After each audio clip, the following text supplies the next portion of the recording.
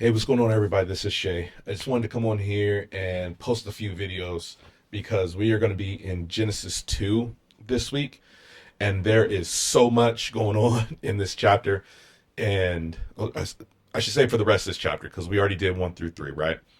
But for 4 through 25, there's so much that we can get into, so many different rabbit trails that we can go into. I kind of wanted to put something out so that we could get some of this information out. We could talk about it, we could think about it, but that would free us up on Sunday to have a more fruitful discussion on just a couple topics instead of trying to cram everything into one Sunday. Uh, because Genesis 3 is coming and we're going to get to the fall. So I wanted to. I know it's already going to be like 2 years that we're in this book, and so if we have to extend it every time like a topic is deep, I feel like that would make it extend longer. So I'm trying to think of new avenues that we could put out that we can have discussions. And really, honestly, even though this is a video, I know y'all can't talk directly to me like y'all regularly do, but I do hope this sparks discussion. I do want to be open about some of these things that I'm putting out. I don't want it to be like, uh, yeah, Shay said this stuff and now it's weird, and I can't give him any pushback. I welcome the pushback. Hopefully, there won't be pushback that's unbiblical. Hopefully, it won't be pushback that's more cultural or more our feelings. Y'all know me. I want to be in the Word, and I want us to all be in the Word. And this is like one of the best ways that I can do that. So, as we think about Genesis chapter 2, right? There's two things that I think are pretty deep that I want to go into on this one. One is the theology of work. I think sometimes we think work is like just a chore, and even the word work for our cultural connotation, for our cultural setting, I should say, it takes on a negative connotation. Like work is like a bad thing, but it wasn't like that in the beginning. And so I put a couple of thoughts together. Hopefully, y'all can see that. Actually, work before the fall looked a particular way, and then work after the fall looked a particular way. And so when we saw work as God initially created things, so He creates man, he places man in the garden, He creates him to be there. It says to work the garden and to tame it or something like that. Um, I could find it in the Bible real fast. He says He placed man to subdue it, have dominion over everything that God created, to work the ground and maintain it. Uh, so, God created initially man to model God's work ethic and his creativity. So, when God created man, He placed him there in the garden. He's there having dominion over the land and over the things God created. And then He places him in charge of the creativity of coming up with names for the animals that God would bring him. So it's not like God was just doing all this work on His own. He created man to be almost like in a partnership, that they would come together. God would create things. He would bring him in animals. Adam would name the animals, and I'm sure there was a certain identity that kind of helped go along with that. It showed the freedom for Adam to move in a way that God was moving. It showed that work wasn't like a task; it was actually a way of worshiping God. So we saw like Genesis 2:16 through 17 talked about how like you can eat of any tree in the garden, but the tree of the knowledge of good and evil you shall not eat of it, for in that day you'll die. Right? Adam could have taken that and kept that information for himself, but he was such in a relationship with God and being in the garden and tending the garden, it wasn't like a chore for him. So he doesn't communicate a man, babe, you won't believe what God told me that we can't eat that tree. No, like God's provision for them, the work that He gave them to do, it wasn't a hard thing to do. So communicating to Eve, by the time we see Eve communicating with the serpent in chapter 3, like it wasn't a work thing. It was just like yeah, no, we're not supposed to eat of the tree. It's a worship thing. It's a way we honor God. And so work wasn't designed as a way to like separate us from God. It was actually created as a thing of worship. Work is also like a fulfillment of purpose, right? So um, he says he puts uh, man in the garden to work it and keep it.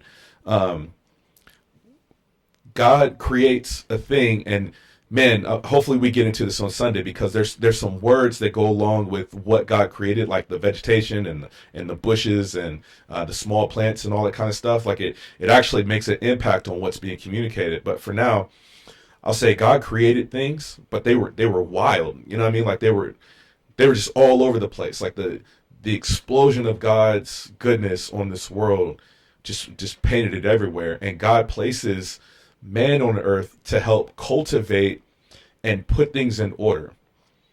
That was man's design. Like he was to subdue the earth that God placed him within.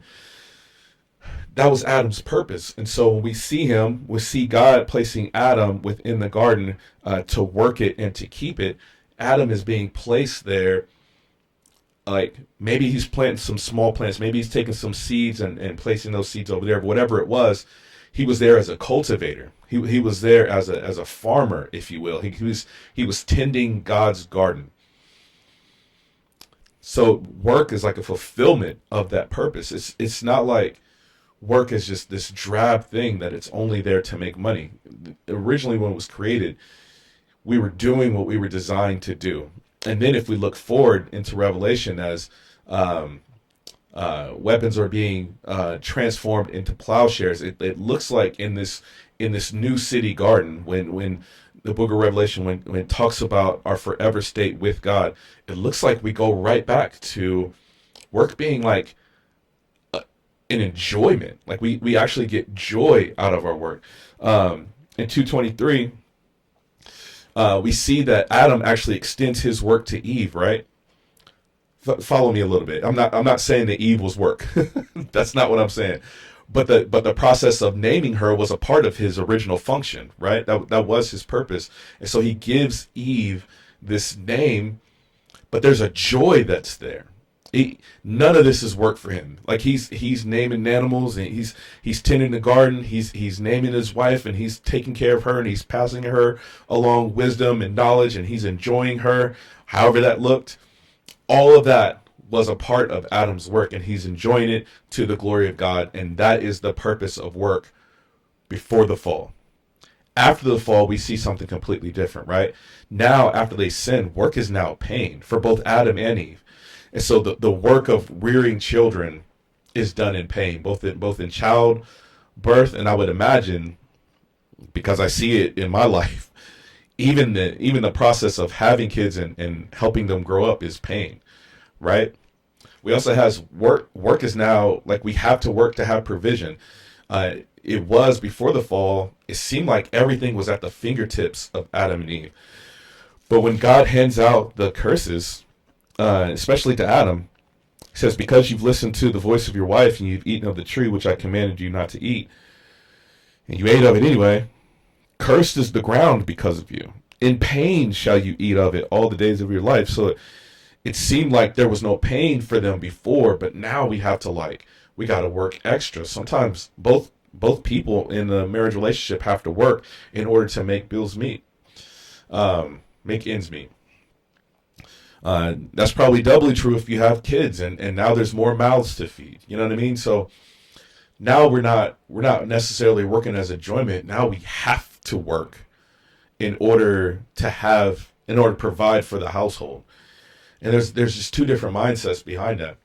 And then work can turn into an idol. Sometimes we find that our marriage relationship is not providing the identity we need, or our relationship with God is not providing the identity we need. And so we take work as a way to provide our identity, but now our work is our identity. And our identity is not in Christ anymore. Like, instead of saying like to people like, I'm a Christian, we say, well, here's what I do for my profession. And now it's out of balance. Like it at one time, the two were not separated, but now because of the fall, those two kind of things are separated. So Those are just some quick thoughts. It's probably something we could have gone over in church, but man, there's so much more to it. The laziness that sometimes, like, we avoid work because of the fall now. Like, now work is like, ugh, I gotta go to work. And then the Bible has to come through and say, man, if you don't work, you don't eat. And there's all these things that go along with it. One day it won't be like that. One day we go back to enjoying God, enjoying the provisions that He gives us. We work as a joy, and we don't work like as a have to, but we get to work. And I think that'll be unique and fun, and I look forward to it. But stand by. I'm gonna come back with another video that y'all can tune into. This one's a little bit heavier. It might take a little bit longer, but it's going to be on marriage. So here we go.